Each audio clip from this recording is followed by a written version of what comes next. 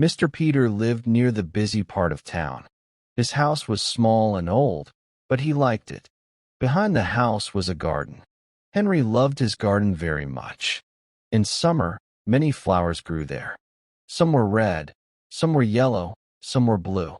When the sun went down, Henry sat there and looked at the flowers. On weekends, he worked in the garden and cleaned it. Henry worked in an office far from his home. Every morning, he walked to the bus stop. He took the bus to work. In the evening, he took the bus back home. Henry did not talk much to other people. He had no close friends. After work, he went straight home. Many days he felt lonely. Sometimes he felt bored and sad. But he did not know how to change his life. One very hot day, Henry did not want to take the bus home. The air was heavy and the bus was often crowded. He decided to walk. He wanted to feel the warm sun and move slowly. While walking through a quiet street, he saw a small old shop. The shop window was full of strange old things. There were broken clocks, old cups, and dusty toys. Henry liked old things, so he stopped and looked. After a moment, he went inside. "Good evening," said the man behind the counter. "Good evening," Henry said. "May I look around your shop?" "Yes, you may," the man said. Henry walked around the shop slowly. Then he saw a small doll on a high shelf. It was not bright or pretty. It looked like a tiny old man. The doll had white hair and dark clothes. Its face looked tired and sad. Henry felt something strange in his chest when he saw it. He thought, "This doll looks lonely." "How much is this doll?" Henry asked. The shopman looked at it and thought for a moment. "4," he said. 4 was a lot of money for an old doll, but Henry paid. He did not know why he wanted it. He took the doll outside and looked at its face. For a second, it seemed to smile. "That is silly," Henry said quietly. "You are only a doll."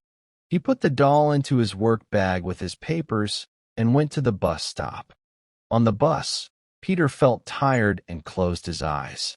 Suddenly, a loud voice said, "Go away, stupid man." People turned and looked at him. The ticket man was angry. "Why did you say that?" "I didn't," Peter said softly. When Peter reached home, he felt confused and tired. He took the doll out of his bag and placed it on the table. Its face looked ugly, but it had a small smile. Peter ate a little food and went to bed. In the morning, the sun came through the window. Peter opened his eyes and froze. The doll was lying beside him. "I left you on the table," Peter whispered. "You can't move." Later that day, on the bus, Henry gave his seat to an old woman. She sat down slowly. Suddenly, a voice said, "You stupid woman." The woman looked at Peter with anger. People stared. Peter felt his face burn. He opened his bag. The doll was inside, smiling widely. Peter got off the bus at the next stop. He put the doll on the ground and walked away quickly. "That's the end," he told himself. He worked all day and tried not to think. After work, he went to the bus stop. His heart stopped. The doll was standing there, waiting for him. Peter ran and decided to walk home. His legs hurt. He stopped in a small park and fell asleep on a bench. That night, a loud sound woke him. Cups and plates were broken on the floor. The doll sat on the table, smiling. "This is not a toy," Peter said. "This thing is not good." He took the doll into the garden, dug a deep hole, and buried it. "You will stay here forever," he said. Later that night, a sound came from the back door. Peter opened it slowly. The doll stood there, dirty from the ground and smiling. "Go away," Peter begged. Peter made a large fire in the garden and threw the doll into the flames. The fire burned bright and wild.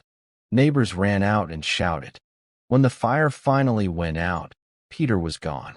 A few days later, a new man moved into the house. He liked the small garden very much. One evening, as the sun went down, he saw a small doll sitting quietly on the table.